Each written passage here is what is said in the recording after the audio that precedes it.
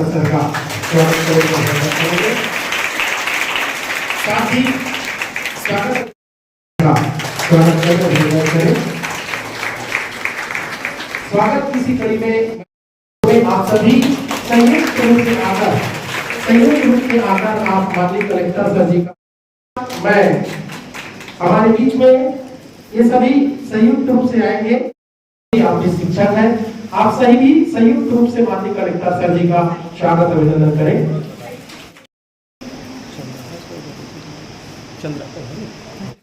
Doctor चेतन Sahu sir, आप MD है medical college केंद्रीय।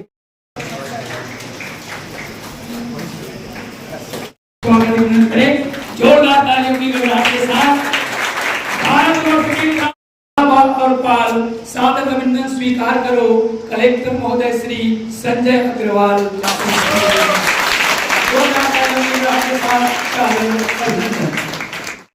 बच्चों में बहुत क्षमता होती है, बहुत हुनर होता है, हार्ड वर्किंग होती है बच्चों में, तो वो छुट्टी का दिन है लेकिन फिर भी वे फिर जा करके वापस आई है। सुबह 8 बजे से निकल गई। तो जो मैं बता रहा था हार्ड वर्किंग, तो हमें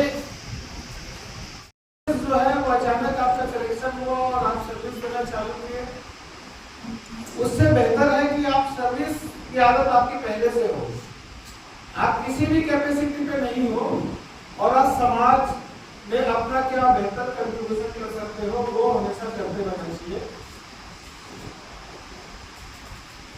हम सर्विस में आने के बाद भी जैसे हमारे बीच में से कुछ लोगों ने अपनी सैलरी से कुछ पैसे इकट्ठा करके आप बच्चों को एक प्लेटफॉर्म अवेलेबल करा रहे हैं ताकि आप बेहतर तरीके से पढ़ करके अच्छी सर्विस आप प्राप्त करें। या सर्विस जरूरी नहीं है कि हो सकता है कि आप किसी ऐसी जगह प्राइवेट में जा करके आप और बड़े दायरे में आप लोग काम कर सकते हो, समाज में बहुत व्यापक रूप से आप चेंज कर सकते हो। तो सर्विस है, प्राइवेट हो चाहे गवर्नमेंट में हो या अपना खुद का ही बिजनेस आप सेट करके और बेहतर कर सकते हो। और जब हम अपने पैरों पे खड़े हो जाते हैं तो हमें वापस समाज में हमें कुछ न कुछ हम जो दे सकते हैं देना चाहिए। तन से, मन से, धन से, जिस भी प्रकार से हम दे सकते हैं। जरूरी है कि कोई गरीब आदमी है वो समाज के नहीं दे सकता, वो बहुत कुछ वो भी दे सकता है, अमीर आदमी भी दे सकता है। तो हर एक आदमी जिसने समाज से लगातार लिया है और जब वो सक्षम किसी भी रूप में हो सकता है, जरूरी नहीं है कि वो पैसे से सक्षम हो। आपने ज्ञान अर्जन कर लिया, अब आप ज्ञान को समाज में दे सकते हैं। आप बहुत अच्छे वक्ता हैं, आप बहुत अच्छी चीज समाज के लिए आप बता सकते हैं, तो आज आपसे लोग मोटिवेट होंगे। तो जिस भी रूप में हम समाज में दे सकते हैं वो हमें देना चाहिए। कुल मिलाकर के हमें सबसे पहले पॉजिटिव एनवायरनमेंट बनाना चाहिए। नॉर्मली हम लोग सोचते हैं कि एग्जाम आ रहा है, 5 सीट है तो केवल मेरा ही सिलेक्शन हो जाए, बाकी का ना हो। अगर मैं आज ही एक बहुत अच्छा एग्जाम्पल वीडियो देख रहा हूं, वो मैं बताना चाहता हूं। एक राजा साहब थे, उन्होंने सोचा कि क्यों ना मेरे पास बहुत पैसा है खजाने में, तो मैं उस खजाने के पैसे को अपनी प्रजा में कुछ बांटूं। उन्होंने मुनादी करा दिया कि सुबह 9 बजे खजाना ओपन होगा और जो भी लाइन में होगा उसको जो है खजाने से कुछ जो है ना उनको मिलेगा और ठीक शाम 5 बजे बंद हो जाएगा।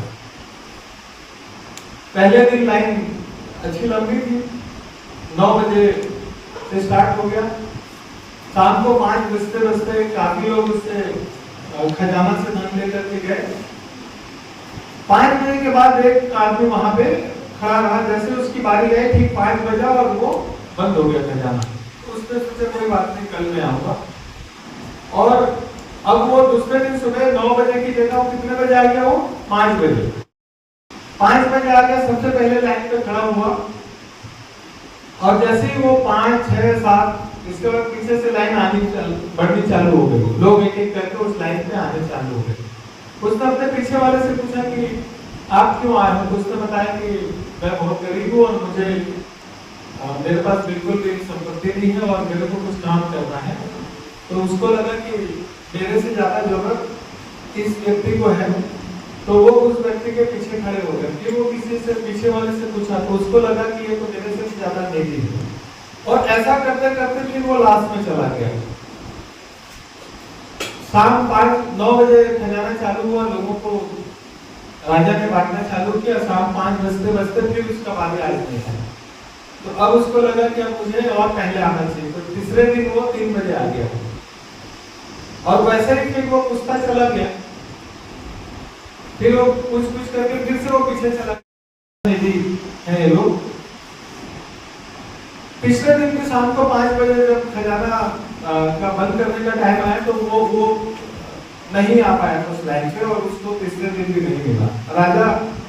राजा देख रहा था सारी चीजें कि वो एक एक करके पीछे जा रहा है।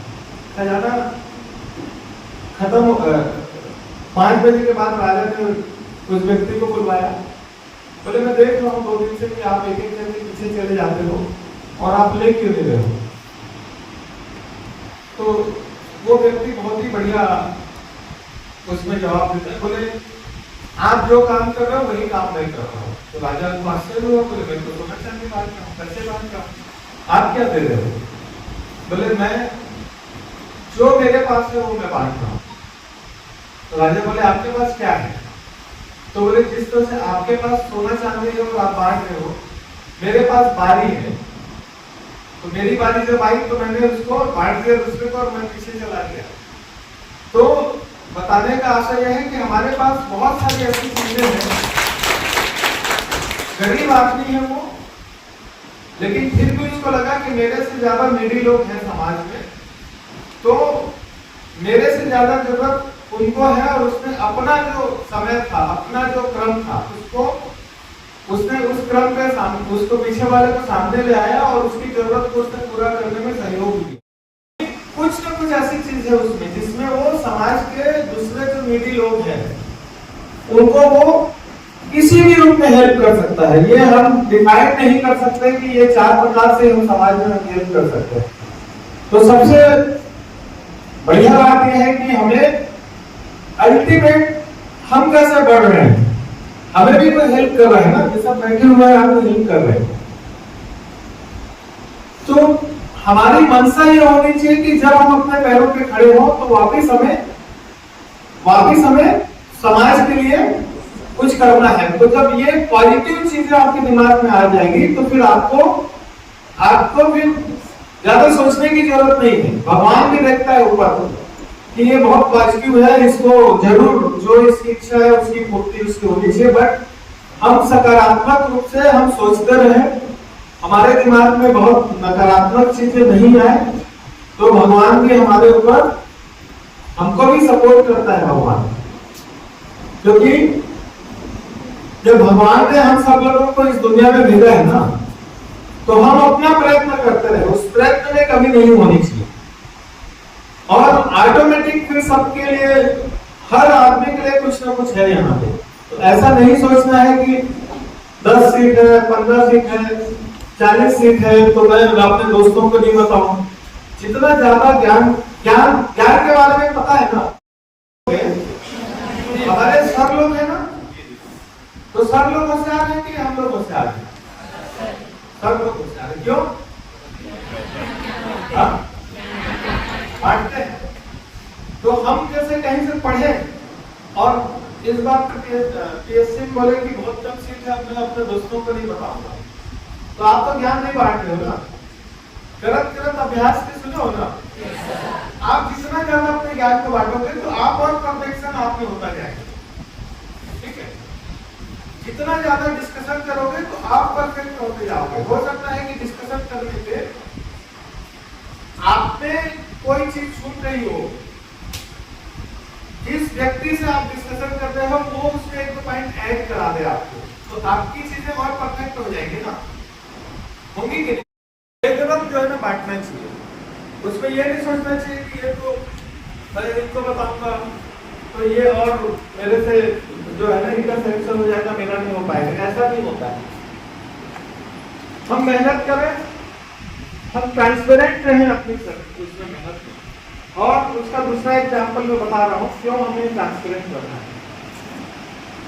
अगर हम 3-4 लोगों का ग्रुप है और हम एक दूसरे से डिस्कशन करके हम पढ़ने लिखने का काम कर रहे हैं कि हम इस जगह पे खाना खाते हुए हम इस चीज पे डिस्कशन कर रहे थे, इस क्वेश्चन को हम डिस्कशन कर रहे थे, तो आपको वो सीन आपके दिमाग में रहेगा और आप भूलोगे नहीं क्या डिस्कशन हुआ है। तो हमेशा आपस में चर्चा करके, चर्चा में भी हमें फालतू चीजें नहीं डालनी, आपके पास अच्छे होने चाहिए।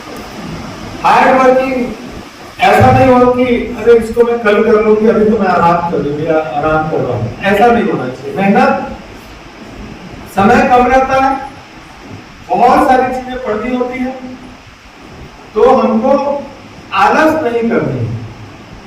हमारा नॉर्मली जो मेरा जो मैं मानता हूँ कि जो नेचर है ना वो हमको सिखाता है। तो हमको जैसे जैसे शाम होती है तो हमको लगता है कि अब हमारी एनर्जी जो है एग्जॉस्ट हो गई है ना, फिर थोड़ी सी 8-9 बजे तो लगता है कि अब सोना चाहिए, और जैसे सुबह 5, 5:30, 6 बजता है तो लगता है कि उठना चाहिए और फ्रेश लगता है। तो ये हमारा नेचर है। तो हम अपने आप को नेचर से हम अगर जोड़ते हैं तो हमको ज्यादा चीजें याद होने लगती है। कि जो लेट पढ़ते हैं रात में 12-1-2 बजे तक वो गलत कर रहे हैं, बट मुझे लगता है कि हम नेचर को हम अडॉप्ट करेंगे तो उसका रिजल्ट ज्यादा अच्छा आता है। मेरे यहाँ दोनों ही प्रकार के प्राणी है। बिटिया मेरी नेचर के अनुरूप रहती है, वो सुबह 5-5:30 बजे तक जाती है। बेटा मेरा 8:30-9 बजे देखता है। बेटा बोल नहीं पड़ता है, 3-3:30 के आसपास सोता है। लेकिन मैं हमेशा देखता हूँ दोनों को कि दोनों के परफॉर्मेंस में अंतर होता है। दूसरा सबसे बड़ी चीज है रिजल्ट जो भी है, आपकी बॉडी में जो है वो आलस आने लगता है। आप जैसे सनराइज सुबह सुबह जो है 5:30-6 बजे जो है 6-6:15 तक आप अगर उठ जाते हैं तो फ्रेश लगता है, तो आपकी बॉडी जो है वो उस हिसाब से एडजस्ट हो जाती है। तो अगर मेरा ऐसा मानना है कि मैंने भी सुबह जल्दी उठ करके पढ़ने की आदत डाली है, तो मुझे लगता है कि वो ही ठीक है। हो सकता है मैं गलत हूँ।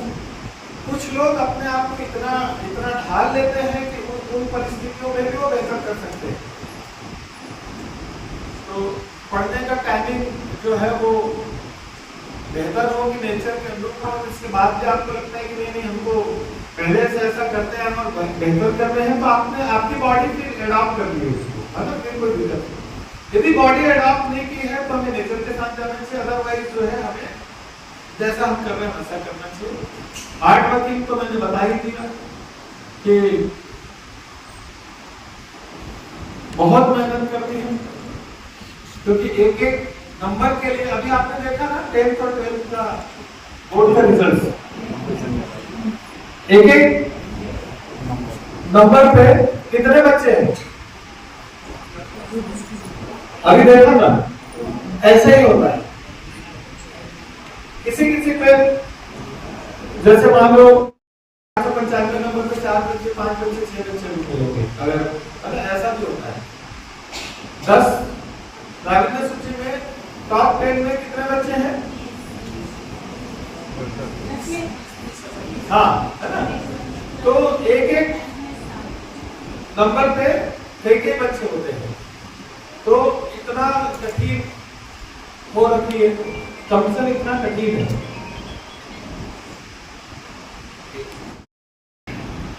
दूसरा, मार्केट में मटेरियल बहुत सारा है, बहुत मटेरियल है। कई बार हम पढ़ते पढ़ते इतना डिटेल पढ़ने लग जाते हैं, तो ये डिटेल कब पढ़ना है और उसमें प्राथमिकता में कब किसको कैसे पढ़ना है ये आपको पता होना चाहिए। जब आप स्टार्टिंग में हैं, आपके पास समय बहुत है, तो आप बहुत डिटेल में पढ़िए। जैसे जैसे एग्जाम का समय आता है, आप बहुत डिटेल में पढ़ेंगे तो कुछ चीजें फिर छूटनी चालू हो जाएगी। तो चीजें छूटे मत, और जो महत्वपूर्ण चीजें सारी कवर हो जाए, ये बहुत जरूरी है। दूसरा, कई बार ऐसा होता है कि हमें बहुत अच्छा लगता है कोई भी एक सब्जेक्ट है, बड़ा इंटरेस्टिंग है, उसमें हमने बहुत सारा समय दे दिया, समय नहीं देते हैं। तो हमको हमारा इंटरेस्ट जो भी है वो ठीक है, एक तो इंटरेस्ट के हिसाब से हमें सब्जेक्ट सिलेक्शन करना चाहिए, बट उसमें भी फिर हमको समय देना चाहिए, समय डिसाइड करना चाहिए कि ये कितना इंपॉर्टेंट चैप्टर है एग्जाम्स के हिसाब से।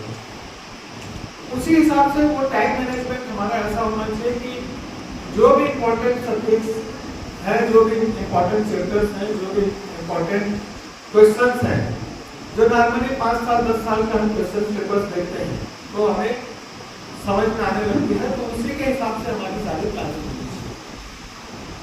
कई बार ऐसा होता है कि आज भी आपका पेपर है, फिर कल आपका पेपर है, तो दूसरे पेपर तीसरे पेपर को रिविजन करने का समय नहीं मिल पाता है। तो आपकी स्ट्रेटेजी कुछ इस तरह से होनी चाहिए कि पूरी किताब आप वापस एक दिन में नहीं पढ़ सकते, तो कुछ बेसिक नोट्स जो है, जो बहुत जल्दी आप रिवाइज कर सकते हो, उस तरह की प्रैक्टिस जो है ना आपको करनी चाहिए, ताकि अगर समय कम भी हो तो आप चीजों को रिवाइज कर सकते हैं। और रिवीजन जो है जितना ज्यादा आप करेंगे उतना आपके लिए अच्छा है, क्योंकि बहुत सारी चीजें हमको लगता है कि हम पढ़े थे भूल गए। ऐसा क्यों आता है? ऐसा क्यों आता है? रिवीजन हम नहीं किए। तो कोशिश यही करनी चाहिए कि आज हमने जो भी पढ़ा, रात में सोने से पहले एक बार हम उसको आंख बंद करके सोच लें कि मैंने यहाँ से स्टार्ट किया था, ये चैप्टर पढ़ा उसमें ये था, फिर ये चैप्टर पढ़ा उसमें ये था।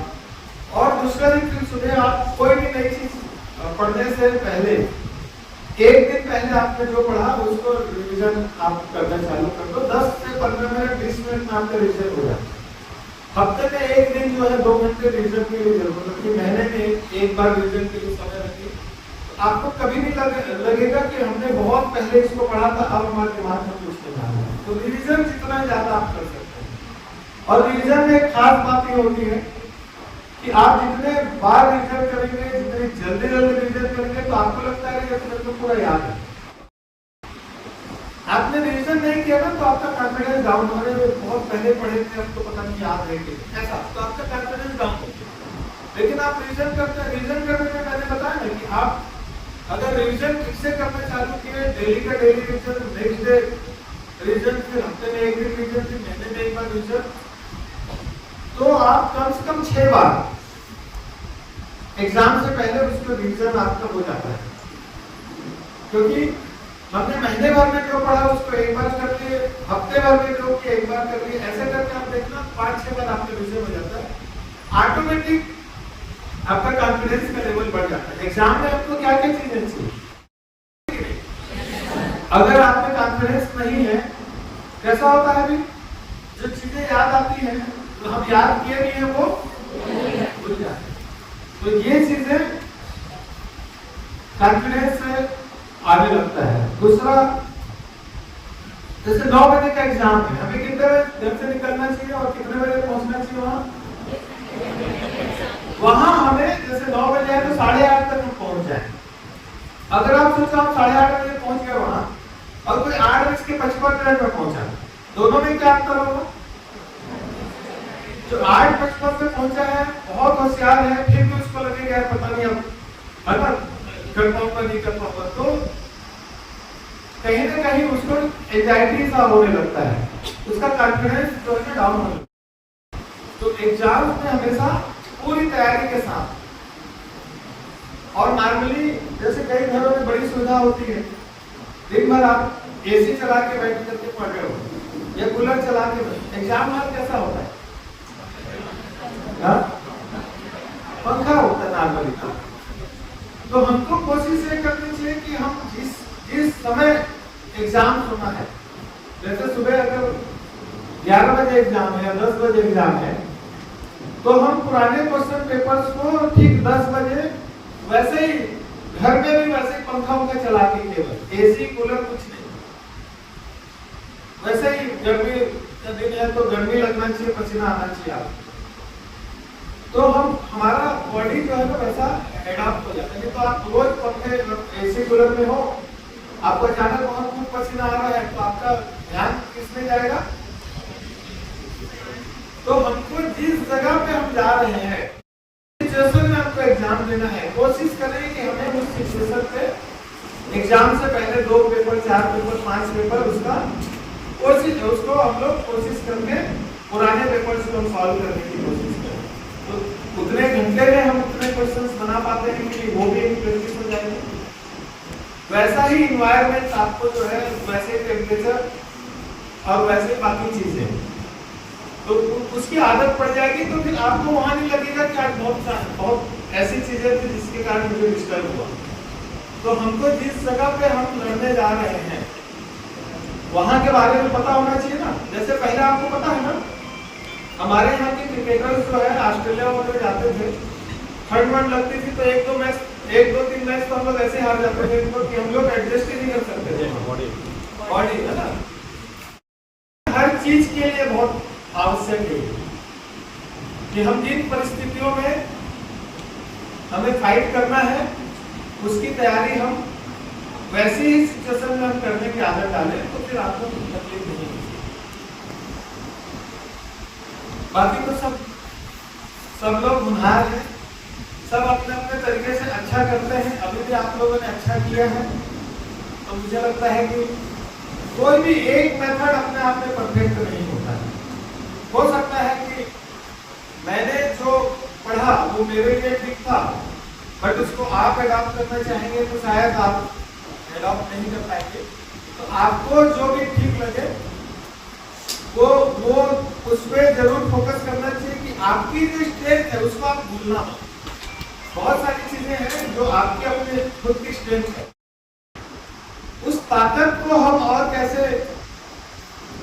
सही डायरेक्शन में, पॉजिटिव डायरेक्शन में हम लेके जाएं, वो बहुत जरूरी है। नहीं तो दूसरों की बात सुन करके हम अपने पुरानी चीजें भूल गए और हम नए सिरे से चालू किए तो हम गलत हो जाएगा। तो आप में हर आदमी में बहुत खूबियां होती है, हर आदमी में, ऐसा कोई बच्चे यहाँ नहीं है जिसमें खूबी नहीं हो। तो आपके अंदर में क्या अच्छी चीज है उसको आप समझो और उसको बेहतर बनाने की कोशिश करें। तो ये बाकी चीजें तो ठीक है, अच्छे मटेरियल्स, हार्ड वर्किंग, सही प्लानिंग, सही डायरेक्शन में हम पढ़े, पुराने पेपर्स जो भी हैं उसको हम समझ करके उसके अनुरूप हम अपने आप को ढालें। लेकिन हमारे अंदर की जो स्ट्रेंथ है वही तो लेके जाएगी ना हमको आगे।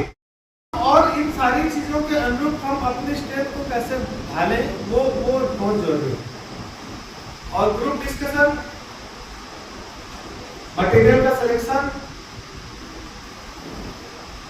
बार बार उसको मेमोराइज करना, और हर चीज को आप याद नहीं कर सकते तो याद करने का भी कुछ एक सिस्टम होता है, कुछ टेक्निक्स होती है। जैसे हम लोगों ने बचपन में बहुत सारी चीजें छोटे करके और बोलते हैं ना तो हम सारे कलर्स को एक छोटे से वर्ड में हमने डाल दिया तो 7 रंग उसको एलिब्रेट किए तो 7 कलर हो गए। होता है ना ऐसे चीजों को। कई बार ऐसा होता है कि हमने एक बार पढ़ते समय तो ऐसा बना दिया 60 फॉर्म में, अब फिर हम भूल जाते हैं, तो ना हमको वो याद है और ना ये याद है। अरे तो हमको बहुत इस तरह की चीजें नहीं करनी चाहिए। जो हमारे आसपास में जो चीजें हैं जिसको हम देखते हैं उस हिसाब से हमें बनाना चाहिए। तो ये सारे बच्चे ऐसा करते होंगे जरूर, छोटे उसमें आप लोगों के बीच में आने का अवसर मिला और बहुत अच्छा लगा मुझे, और बहुत खुशी होगी कि हमारे जिले से बहुत सारे लोगों का सिलेक्शन हो। बट उसके लिए आप लोगों को उसने एग्जाम दिया क्या?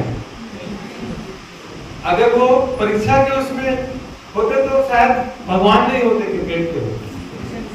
तो ये जरूर सोचना चाहिए कि हर आदमी, सारे आदमी एक पर्टिकुलर चीज के लिए नहीं होते हैं। मैंने बताया ना, आप में क्या स्ट्रेंथ है उसको आप समझो। अगर मेरी स्ट्रेंथ हॉकी में बढ़िया खेलने की है और मैं पढ़ने में मेरा रुचि कम है, तो मेरा किस में रिजल्ट अच्छा आएगा?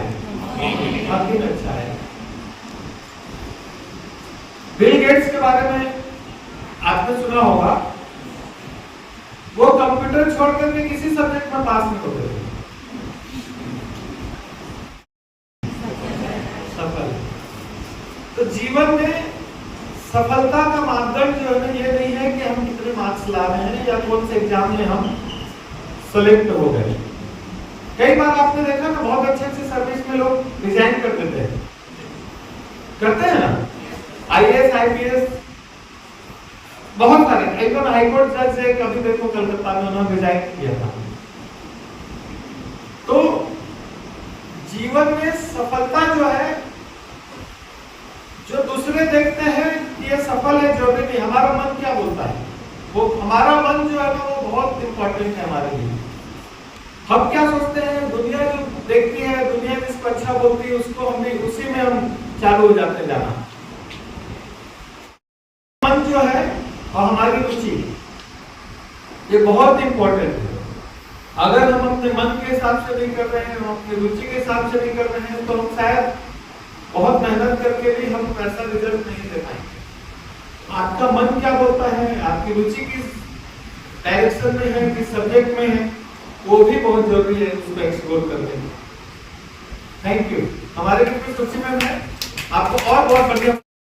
साहू समाज की जगह एकता लोग निःशुल्क शिक्षा दे रहे हैं सर्व समाज में। ये अद्भुत काम है साहू समाज के लोगों के द्वारा, और स्पेशली यहाँ पे कोचिंग जो है निःशुल्क दी जाती है। इसका जो भी खर्च है, समाज के जो भी सक्षम लोग हैं वो लोग मिलजुल करके इसका जो है खर्च वहन करते हैं। बच्चे बहुत ही अच्छे हैं, लगभग साल भर से बच्चे यहाँ पे कोचिंग ले रहे हैं।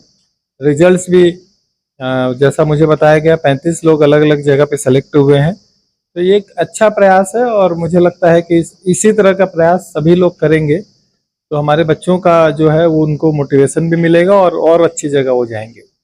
Thank you. सर, जो बच्चे जो डिमोटिवेट हो जाते हैं, जैसे कि 10th 12th का रिजल्ट हुआ है और आत्महत्या की बातें बहुत आती है, तो क्या कहना चाहिए? जैसा हर आदमी प्रयत्न करता है, कई बार प्रयत्न करता है सफल नहीं हो पाता है, लेकिन जरूरी नहीं है कि एक बार में ही सफल हो जाए। कई बार ऐसा होता है कि हमने बहुत अच्छे से प्रयत्न नहीं किया और हम रिजल्ट्स की अपेक्षा करते हैं। कई बार समाज का प्रेशर होता है, पेरेंट्स का प्रेशर होता है, तो उससे भी बच्चे कई बार हतोत्साहित होते हैं। तो मुझे लगता है कि समाज के लोगों को, हमारे माता पिता को भी इन सारी चीज़ों को समझना है। बच्चों का जिसमें इंटरेस्ट है उस डायरेक्शन में बच्चों को आगे बढ़ाना चाहिए और बच्चों को जो ज़रूरत है उसमें सपोर्ट करना चाहिए पेरेंट्स को।